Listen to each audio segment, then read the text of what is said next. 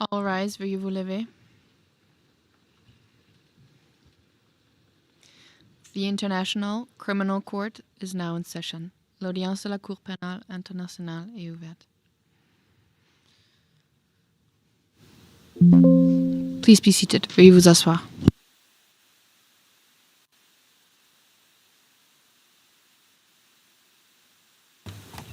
Judge Motor. Good morning, everyone. I'd like to welcome everyone in and outside of the courtroom. Court officer, kindly call the case. Good morning, Madam President, Your Honors. Situation in the Republic of the Philippines in the case of the prosecutor versus Rodrigo Roa Duterte, case reference ICC 0121, 0125, and for the record, we are in open session. Judge Motok, thank you very much. I would like to ask the parties and participants to confirm that the team composition is the same as yesterday's. Good morning, Madam President, Your Honors. I can confirm that indeed the OTP is represented by the same staff members. There have been a few changes over the days, but they are all here. The presiding judge, thank you very much, Deputy Prosecutor. Ms. Masida, for the legal representatives of victims. Ms. Masida, good morning, Madam President, Your Honors. Same composition as yesterday. Finally, the defense, Mr. Kaufman. Good morning, Your Honors. We remain the same. Merci beaucoup. Thank you very much. I would now like to call upon the defense to address the court and to complete their submissions on the merits. We have to add the time that the defense did not use, but you can use all your time. We will have a break at 10:30, and then we will continue in the afternoon. So, Mr. Kaufman, please proceed, and you must respect the Chamber's decision regarding redactions. Otherwise, I will be obliged to interrupt you each time so as to protect victims and witnesses. Mr. Kaufman, please go ahead. I do indeed thank Your Honours for that consideration. And we did, in fact, have a short version prepared and a long version prepared. So I'll be reading from the long version, and that was specifically so that we could accommodate the redactions that have been so insisted upon, and we respect that, of course, by the prosecution. So I now turn, with respect, Your Honours, to count 2. And this concerns the alleged murders of high-value targets during the presidential period. And before addressing the individual incidents that the prosecution characterises as involving so-called high-value targets, the defence makes a preliminary observation. The term high-value target appears throughout the prosecution's brief as though it is evidence of a coordinated plan to eliminate targets. With respect, that inference cannot be sustained. The existence of a prioritisation category within a law enforcement campaign does not establish a criminal plan. HVT was an operational classification used by law enforcement, and in this sense, it is no different from a similar acronym in another country where I have clients. APOTS, or Australian Priority Organisation Targets. HVT is not a code for an instruction to kill or a witch hunt. It was a prioritisation tool within anti-drug operations applied across regions and units on the basis of intelligence assessments, alleged position within drug networks, or inclusion on watch lists. Classification does not imply selection for murder, any more than it is proof of unlawful intent. The prosecution itself acknowledges the existence of formal operational frameworks, including police circulars and structured campaigns. Within those structures, individuals could be designated high value for purposes of operational attention. Many HVT operations, in fact, resulted in arrest or surrender, albeit some resulted in fatal encounters. For this reason, each alleged HVD incident must be scrutinized on its own evidentiary foundation. When the incidents falling under Count 2 are examined individually, the pattern we submit is similar to those incidents falling under Count 1. Namely, heavy reliance on insider testimony, wishful and selective reading of police reports, and dubious and tenuous linkage to Rodrigo Duterte. Now, the operations cited under Count 2 were conducted within the framework of the lawful war on drugs, and as such, operational contexts are consistent with planned law enforcement activity, including buy-bust operations and coordinated arrests, rather than preordained killings. The evidence for Count 2 incidents consistently shows that the deaths occurred during armed confrontations in which force was used in response to an imminent threat, in accordance with the rules of engagement repeatedly articulated by President Duterte, namely that lethal force was permissible only where life was in danger. Across the Count 2 incidents, there exist contemporaneous documents, whether it be arrest warrants, operational records, or firearms recovery reports, all of which reflect legitimate police operations that escalated into exchanges of gunfire. The general record does not substantiate a theory of wanton execution, yet the prosecution seeks to rely, once again, on the testimony of criminals spilling their hearts with a tacit understanding that they will never be prosecuted. In 4 of the 5 incidents, contemporaneous reports document the recovery of firearms at the scene, indicating that the weapons were used against police and prompting a responsive use of force. In incidents 12, 13, and 14, the operations were authorized by judicially issued search warrants. We have diagrams on the screen being shown. I'm not going to stop. They will be presented throughout my presentation continuously, all in an attempt to save time.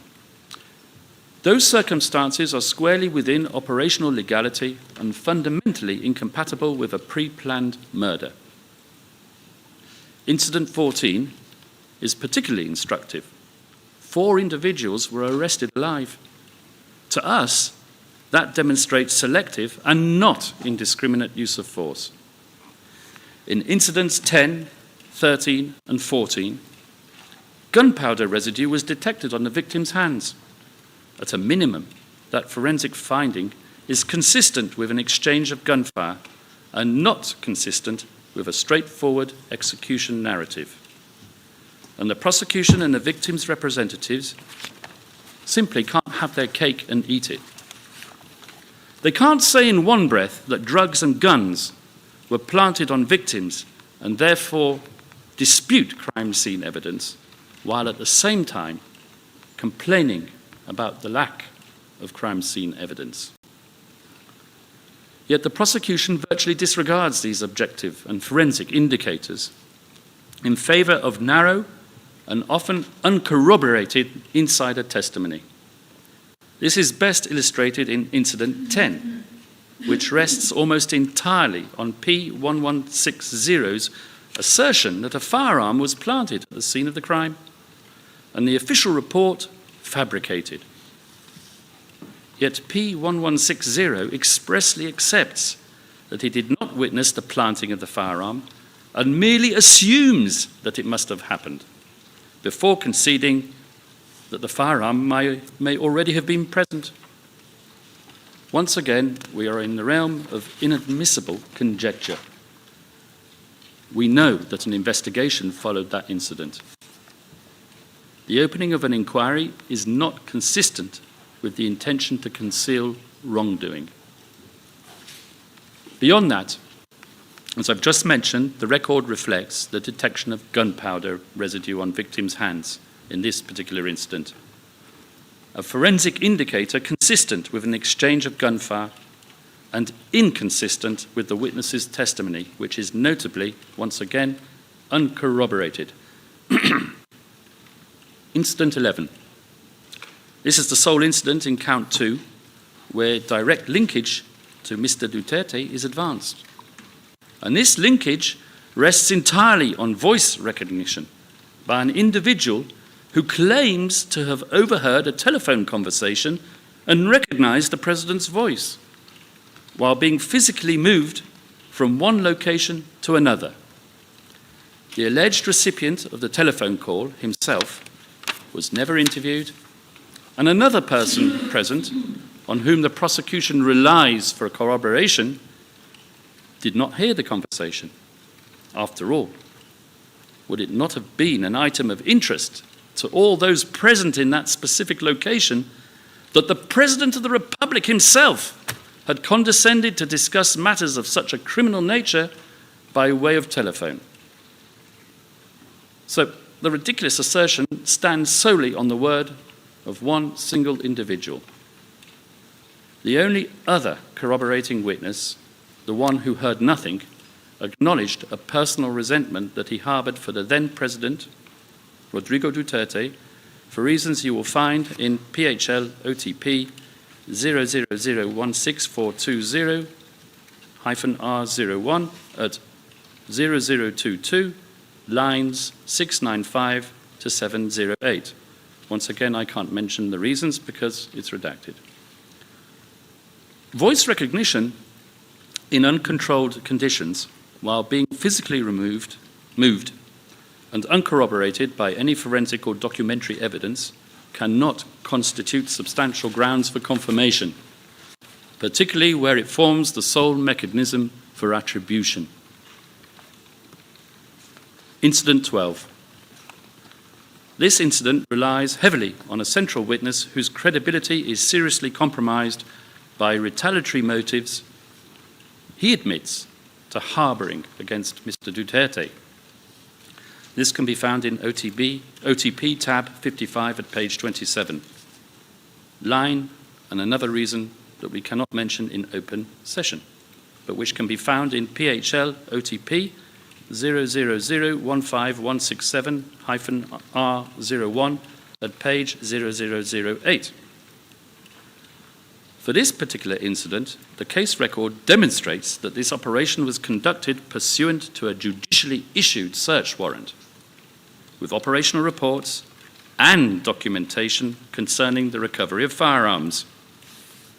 To display such an extensive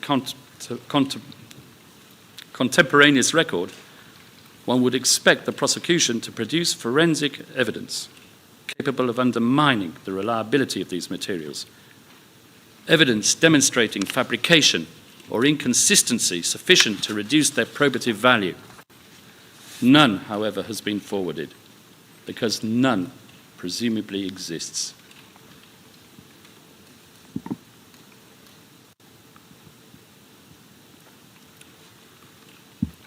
Incident 13. This relates to the killing of Mayor Espinosa, whose name I can mention, and Raul Yap, who was shot in a police cell. The prosecution's case is largely premised on a witness who claimed to have heard but admitted not to have seen anything. Thus, there is nothing in the prosecution's evidence to contradict the alternative theory proposed for this incident, which is that there was a firefight between the victims and the officers in the police station Leyte sub-provincial jail. Nor is there a need to enter into these conflicting accounts, because the prosecution's own evidence exculpates Rodrigo Duterte for responsibility for this incident. Not that he admits any connection to it. After all, according to the prosecution, on 1 August 2016, Rodrigo Duterte gave Espinosa a 24-hour ultimatum to surrender. And surrender he did the following day. 4 days later, Rodrigo Duterte commended Espinosa for surrendering to Ronald de la Rosa, commenting that it was just as well that he did. So if we look at it from the point of view of Rodrigo Duterte, That is where the incident ended, despite Mr. Jeremy exhorting us to believe otherwise. What happened thereafter, as awful as it may be, had nothing to do with our client, and not one witness can say that.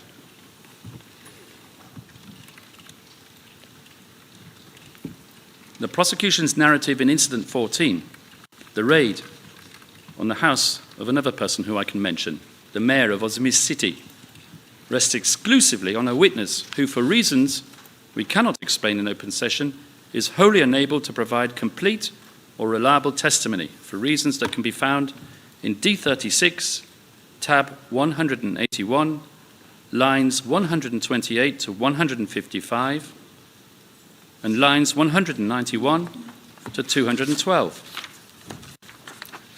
Contemporaneous documentary police reports reflect that this police operation proceeded pursuant to 6 judicial search warrants, something hardly consistent with a premeditated murder scheme.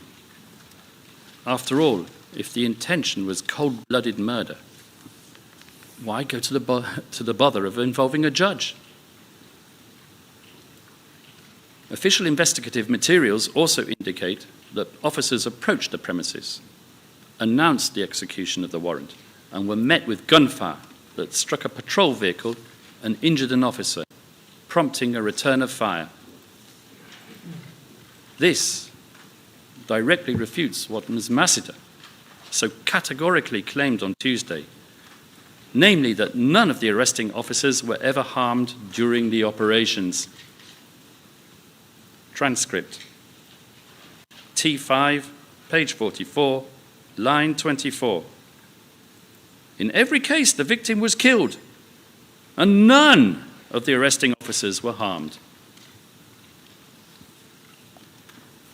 The exchange of fire, as reported, is supported by the fact that gunpowder residue was found on 7 individuals, including on the mayor himself, and a paraffin test turned out positive on the person of one of the victims, indicating that he had discharged a firearm, something totally negating the gun plant theory proposed by the prosecution's only witness.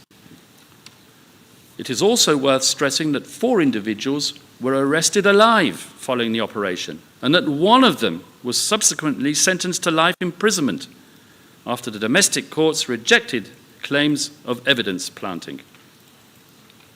That fact alone is not consistent with a theory of indiscriminate execution, but is rather consistent instead with arrest and prosecution within the boundaries of the law and not indiscriminate use of force. So to summarize, across incidents 10 to 14, count 2, we see absolutely no evidence whatsoever of any attribution to Mr. Duterte on the granular level, nor do we see any evidence of a mutually agreed course of conduct on the upper hierarchical level of government involving Mr. Duterte and his alleged so-called co-perpetrators. The record reflects police operations conducted at unit level, sometimes under judicial warrant. P1166 describes operational discretion resting with the local team leaders and characterizes planned killings as rare and locally motivated. P1066 clarifies that to neutralize, that word which has been heard so often in the last few days, neutralize referred to lawful enforcement, not killing, the prosecution's own witness. The Senate committee report refers to rogue uniformed police. To conclude, the evidence reflects decentralization, not control required under indirect co-perpetration.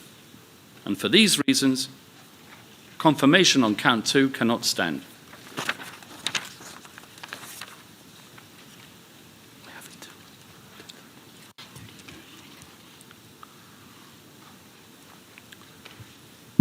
Now, I'm going to start count 3. We have until 10:30. I'm conscious of the time allotted to me. So count 3 relates to the barangay clearance operations during the presidential period. Incident 15 marks the beginning of the barangay clearance operations. Now, from this point forward, a familiar pattern emerges in the prosecution's narrative. The same modus operandi, to employ Mr. Jeremy's language, routine buy-bust operations are recast as sham exercises designed to conceal extrajudicial killings allegedly ordered from some unspecified source from above. Mr. Jeremy claims a target was identified through the use of lists. Well, there's nothing wrong with that. As one witness, an intelligence officer, explains in his testimony, the use of lists is a normal standard procedure. Once validation was conducted on a person, X, a file on that person would be created as a result of intelligence operations. Then, so claim Mr. Jeremy and Ms. Croft, the target is murdered and reports are falsified and rewards are paid out. This, Ms. Croft suggested at transcript 5, page 23, lines 11 to 13, is the systemicity of the pre-planned attack. But this is not the case. The defense can point to contemporaneous official records generated across different units or organizations that show clearly that in the majority of these incidents, the evidence reflects legitimate law enforcement operations involving spontaneous and reported exchanges of fire and uses of force subjected to forensic and administrative review. These are not clandestine acts hidden from scrutiny, Madam President, but rather recorded operations consistent with self-defense in the course of policing. And where the evidentiary record supports competing inferences, including the inference of a lawful armed confrontation and the inference of an unlawful execution, well, and with this I will conclude, in dubio pro reo. 10:30. Merci beaucoup. Thank you very much, Mr. Kaufman. So I've understood that you would like to use the time that remains to you, and you still have 20 minutes, actually. I understood that you wanted to use that time. Yes, I would, but I'm not so sure if I can conclude in 20 minutes. C'est possible? OK. Nous essaierons, madame. Ouais, donc vous avez la... Judge Motek, very well. It's still you? You have the floor. Proceed. Across incidents 15 through 49, the Chamber will repeatedly encounter contemporaneous buy-bust or warrant-based documentation, reported exchanges of fire, gunshot residue findings, ballistic testing, immediate hospital transport, internal investigations, and in some cases, prosecution and conviction of officers.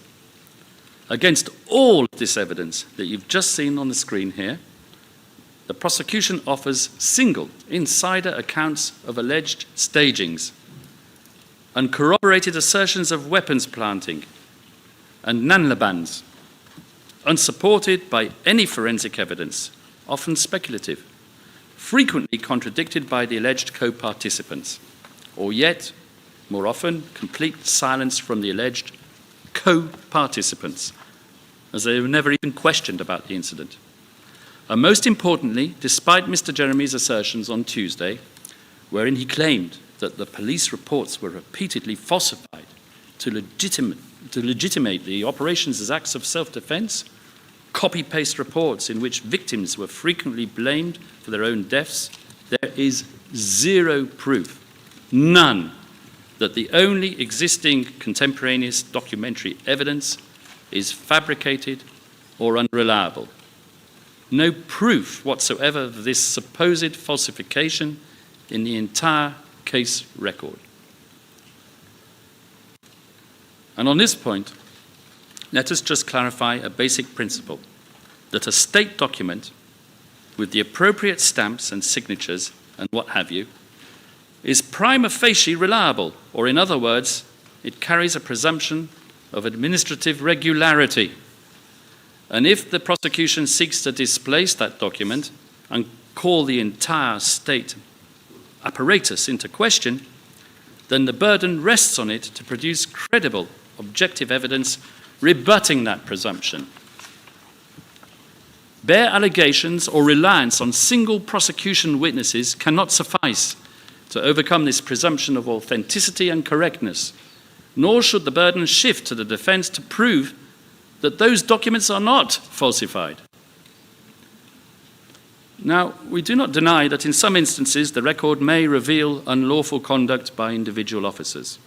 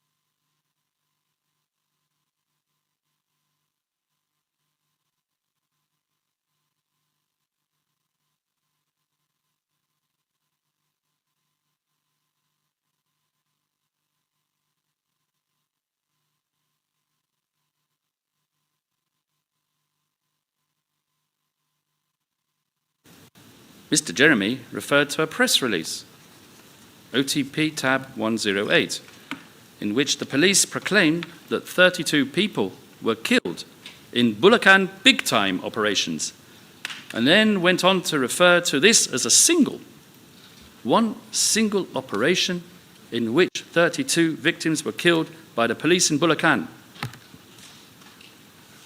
But what Mr. Jeremy failed to tell you, Your Honours, is that one of the prosecution's own witnesses explained clearly that he investigated these deaths in an official capacity soon after the killings and found that 33 people were actually killed in different municipalities and provinces in central Luzon, but that their bodies were delivered to Bulacan.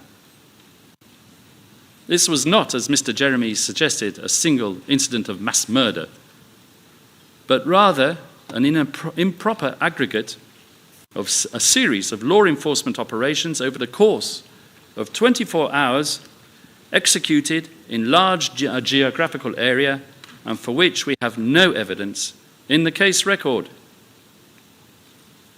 There's no evidence on the perpetrators, victims, motives, manner of attacks, methodology, in essence, nothing to link them to an alleged fantasy common plan. Everything is just stitched together enough to give it a veneer of organization. I now turn to incidents reflecting documented armed confrontations. And as mentioned when I first turned to this count, the documentary record, which has not been displaced by any evidence proffered by the prosecution, reflects attempted arrests, resistance, and responsive use of force. And you've just seen some of the documents up there on the screen. Let's turn briefly to Incident 17, for which the prosecution has relied on a witness who stated that the planting of evidence was an open secret in the locality and province more generally. However, another witness, working in the same locality, P1208, states otherwise, that he was never involved in illegal operations resulting in deaths, was not aware of extrajudicial killings disguised as lawful operations, and confirms that there were no standing orders to kill. The operational objective, he explains, was arrest, lethal force only when the circumstances required it. And you can find this information in Defence tab 96.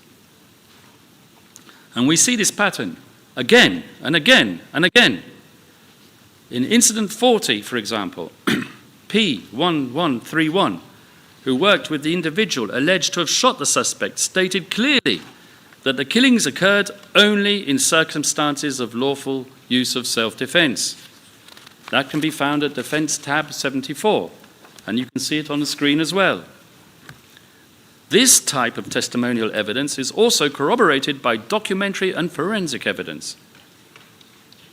Incident 15, the prosecution again resorts to its usual pro forma narrative of staged killings or nanlabans. But what it has not done, of course, is prove this.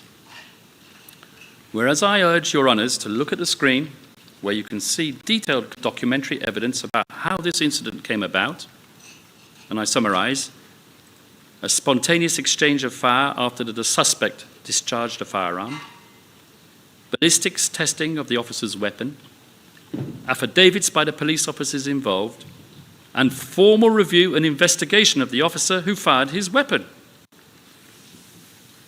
Now, I'm not going to sit here and bore you with all the evidence we have on every single one of these incidents, but what I will tell you, Your Honours, is that we have this type of forensic evidence proving attempts, arrests, armed resistance, and responsive and sometimes disciplined use of force in no less than 13 incidents. I don't know where Mr. Butoyan got the idea from that there's no forensic evidence left in the case record. And may we remind you, Your Honours, until the prosecution proves otherwise, which it has not, these state documents remain prima facie, authentic and reliable. For incidents substantiated by a single witness narrative and unconfirmed by alleged co-participants, I refer Your Honours to no less than 9 incidents. One prosecution witness, P1160, is the sole testimonial evidence for at least 3 incidents, while another 6 incidents are premised entirely on the testimony of P3. Now, what's interesting about these incidents is that P3 alleged that he was only one of a group of 3 or 4 perpetrators, and these other perpetrators are actually also prosecution witnesses. Yet none of the other witnesses corroborated his version of events. Not one. A couple of incidents alleged by the prosecution appear on its own evidence to be unrelated to drug enforcement, and thus questionably part of the fantasy common plan or organisational policy. For this, I would refer you to incidents 31 and 41, which involved targeting of 2 individuals, again, because of non-drugs related conduct. I'm not sure whether I can mention the type of conduct without revealing the identity, so I shall refrain from doing so. The prosecution has not presented any evidence to substantiate any nexus to anti-drug operations in either of these incidents. And for this, I refer you to D36, tab 158, at page 4. On the perpetrator's own account, the trigger for the killing was a personal grievance relating to property damage. There are numerous incidents against unidentified or improperly identified victims. The victim in incident 45 is described as a minor, just as in incident 38, another incident on which Mr. Jeremy focused on Tuesday. And by the way, on the subject of the killing of children, of course it ticks the right boxes for the prosecution insofar as it pulls the heartstrings. But apart from Kian de los Santos, the prosecution has not, despite its emphasis on children, presented to this chamber during these proceedings any evidence that even one victim, apart from Kian, in its 49 incidents was a minor. No birth certificates, no corroborative evidence, nothing.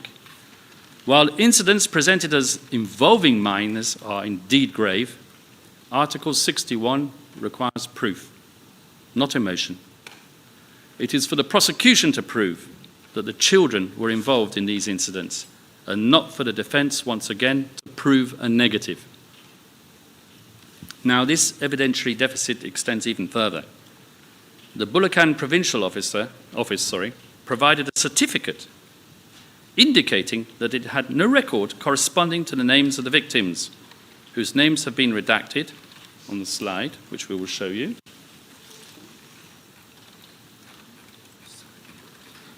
Okay, but we'll pass on. But their names have been redacted. And these are alleged police killings, yet no operational report. Indeed, no contemporaneous documentation whatsoever has been produced. So on what does the prosecution base its claim that these individuals were murdered by the police other than P3? The prosecution relies almost exclusively on the account of P3 echoed by P8. And this is rather ironic. Does the prosecutor claim that P3 is corroborated by P8 when the source of P8's information is in fact P3 himself? Bootstrapping logic, once again. The alleged direct perpetrator, P1201, stated during his interview that he had never participated in an operation involving a child. The other officer allegedly present during both incidents, P1131, was never questioned about these events by the prosecution. And that admission, we submit, is not neutral.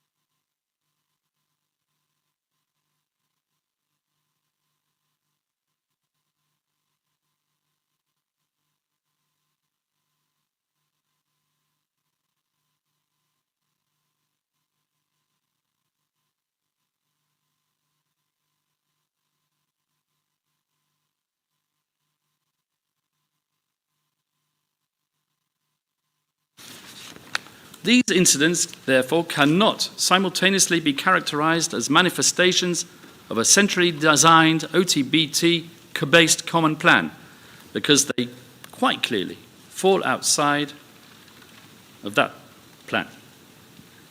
And it does not reflect what the prosecution on Tuesday described as the systematic features of a national network operation. Instead, according to P3, the motive was personal financial gain through the sale of bodies. And if P3's account is accepted, it reflects opportunistic actions for personal gain of the most macabre kind. As held in Al-Hassan, an opportunistic act committed for personal profit without more falls outside the common plan. Now, just to finish up quickly on the issue of identity, in Incident 43, even the alleged perpetrators are not identified. Without identification, the Chamber cannot assess their institutional affiliation, chain of command, or attempt to make any possible linkage to Mr. Duterte. One more thing, Your Honours. The prosecution focused for some time on Incident 23. I can mention his name, Mr. Benjamin Vizda.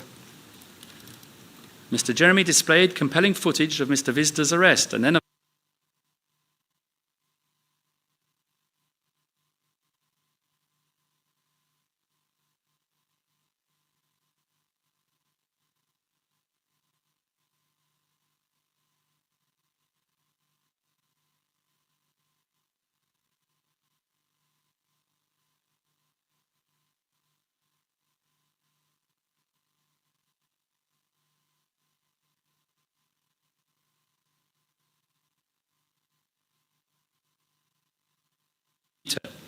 what happened when Mr. Visda was taken away on the motorcycle. The fact that while handcuffed, he attempted to grab the gun of one of the policemen, leading to a struggle and prompting the motorbike to fall over and the policeman to shoot Mr. Visda twice in self-defense. And that this PNP report appears to be corroborated by another prosecution witness, whose testimony fully aligns with the substance of the police document. Mr. Jeremy claimed that the PNP reports were false, relying solely on the allegation of one witness that the scene was staged. This witness claimed that the handcuffs were removed from the victim, that the body was loaded on the tricycle a few minutes after being shot and then brought to the hospital. However, his account is contradicted by the very picture the prosecution has shown you on Tuesday. Indeed, it appears that the prosecution is submitting documentary evidence which undermines its own witness's testimony. As you can see here, handcuffs are on. The body is on the ground rather than on the tricycle. Photojournalists are also present. This contradiction was even noted by the prosecution's investigators at the time of the interview and was put to the witness. And when confronted by the investigators, what did that witness say? I don't know if I can.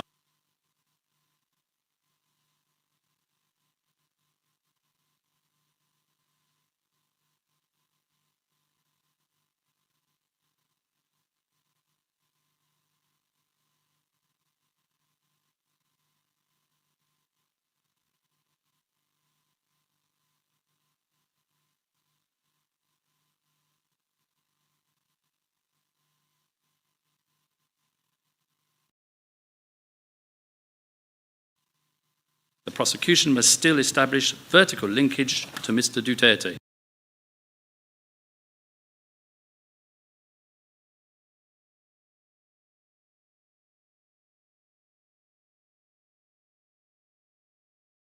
Or has the prosecution 2 minutes left, not be satisfied? And finally, with regard to count 3, the prosecution's witnesses themselves concede that there was no formal approval process. Targets were selected without validation, officers acted for personal reasons, and decisions were taken locally. All of this destroys the assertion that there was a mutually agreed common plan. I will elaborate.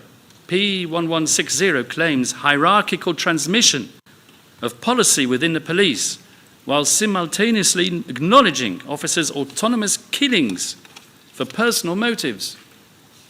Those propositions cannot comfortably coexist.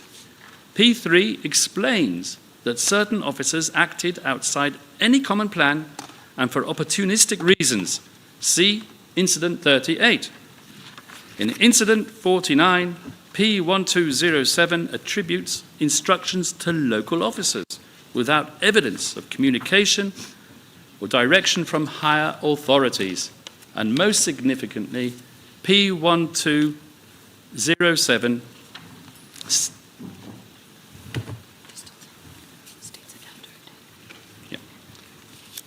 P1207 states after a certain death, once again abiding by the redactions, Tokhang operations and killings ceased.